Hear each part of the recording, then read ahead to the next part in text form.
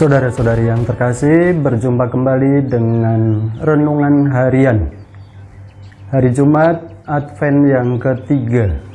Kita disodori hari ini bacaan tentang orang-orang yang berperan di dalam seputar kelahiran Tuhan Yesus. Tidak terasa kita sudah berada dalam pekan Advent ketiga.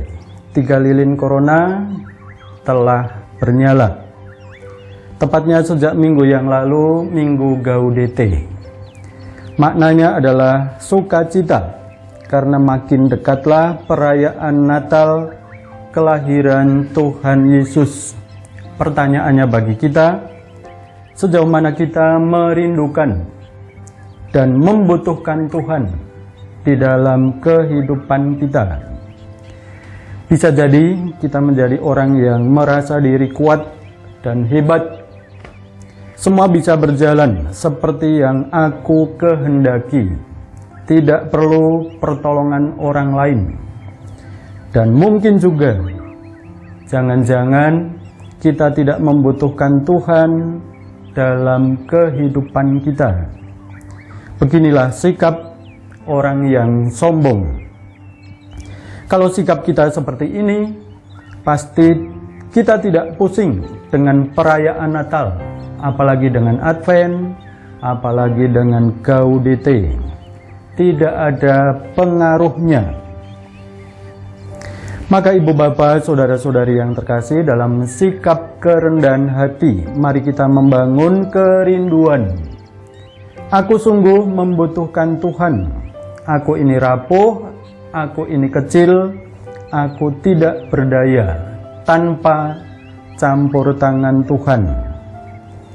Tidak hanya secara pribadi, bangsa Indonesia, bahkan bangsa seluruh dunia, sungguh membutuhkan daya kuasa ilahi. Dia yang memerintah sebagai Raja bijaksana, yang melakukan segala sesuatu dengan adil dan benar.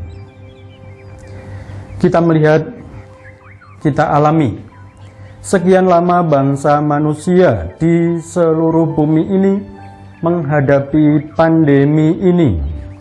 Begitu banyak korban telah meninggal, juga yang sedang perawatan intensif berjuang memenangkan daya tahan tubuhnya dari serangan virus ini. Belum lagi dengan konsekuensi ekonomi. Banyak orang di PHK dari pekerjaannya, keluarganya menjadi kesulitan di dalam kesejahteraannya, dan juga banyak kesulitan lain. Orang yang menderita karena pandemi yang berkepanjangan ini. Injil hari ini sangat menantang kita.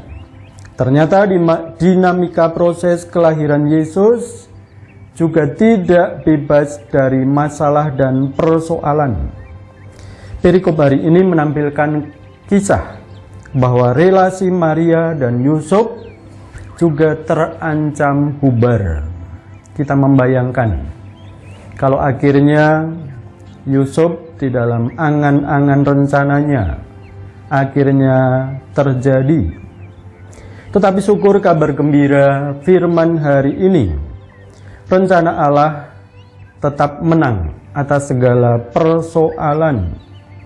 Kuncinya dibutuhkan sikap rendah hati.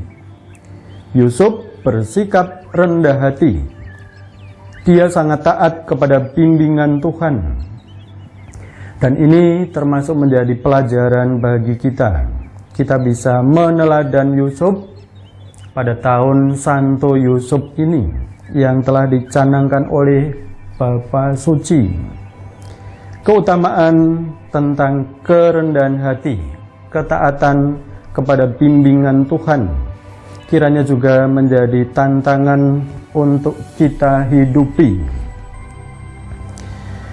Dikisahkan bahwa akhirnya setelah dijelaskan oleh malaikat Tuhan, akhirnya Yusuf melakukan apa yang seperti diamanatkan Tuhan melalui malaikatnya. Kita mohon rahmat yang sungguh dibutuhkan untuk sungguh mampu bersikap rendah hati. Kita sungguh membutuhkan Immanuel, Allah yang menyertai kita di dalam segala perjuangan hidup kita. Tuhan memberkati.